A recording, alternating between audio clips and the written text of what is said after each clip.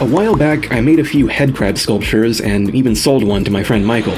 Since then, I've wanted to expand my collection with the various other creatures from Half-Life, so that's what we're doing today. At first I was torn between the bull squid or the Hound-Eye, but I went with the Hound-Eye because its design seemed more approachable for my smooth brain. Much like the head crab, the Hound-Eye has a very simple overall shape with a few well-placed details adding to the design. And of course, I'll be working from both my sketch and a 3D model from the original game for reference.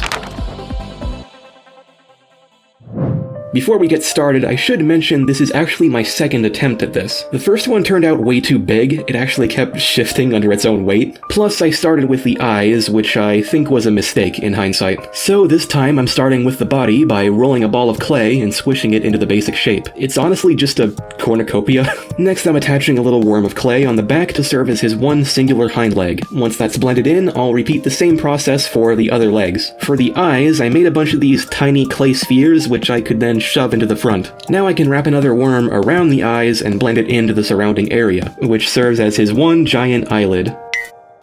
The next step were these spikes?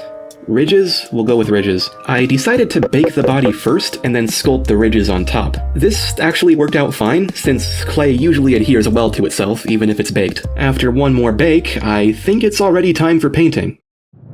Hi, welcome back. Certainly glad you could join us today. I thought today we'd do a painting. It's very simple. I think you'll enjoy it. Now, this part is way easier said than done. As you can see, the Hound-Eye is this weird shade of yellow. It's like dark and has a touch of green. For the blissfully unaware, yellow is one of the hardest colors to paint. This is because yellow paint is usually somewhat transparent, so as expected, I really struggled to get the color right. It either looked too green or too yellow or too brown. I just couldn't get it. I decided to just get the color as close as I could and then progressively add more yellow on top so I could dial it in. I ended up with this, which I'd say is pretty close. He also has these lighter yellow sections on his belly and the bottoms of his feet, so I painted those, and I also used that same color as a highlight for the ridges. Now I'm painting his eyes, which are just plain black, although the model does have this red tinge to it. I wasn't quite sure how to do that without an airbrush. Moving on to his eyelid, I decided to start with a nice bloody red, then highlight it with pink. And then of course I had to blend them together. Now I'm painting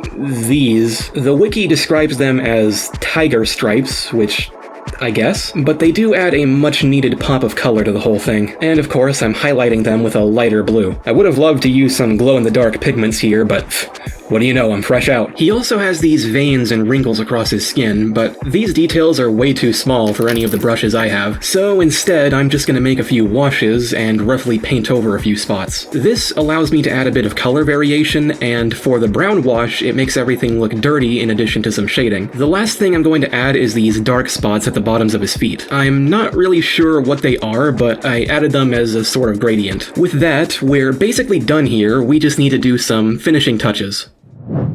The first order of business is Mod Podge. This stuff goes on white but dries clear, and it mainly serves as a protective layer for the paint, but it also provides a slight sheen. Now it's time to turn our attention to the eyeballs, and I want these to look really glossy and wet. So let's give a warm welcome to my old friend, epoxy resin. We take a little part A, a little part B, mix them together as thoroughly as possible, then just glob it on there. It does take up to a week to fully cure, but the results are definitely worth it.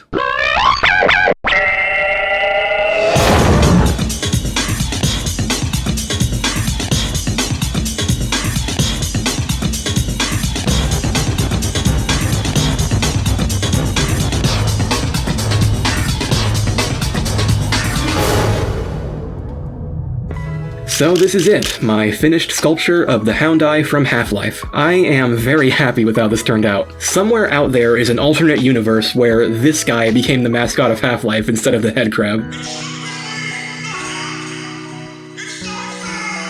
It's such a simple design, but it's so interesting and memorable. I'm really glad to have it as part of my growing collection. Speaking of, let's go ahead and add him to the shelf.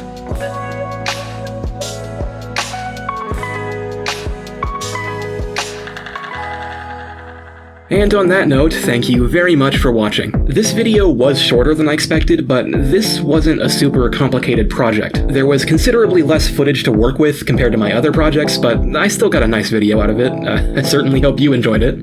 With that, I will see you all in the next video. Have a good day.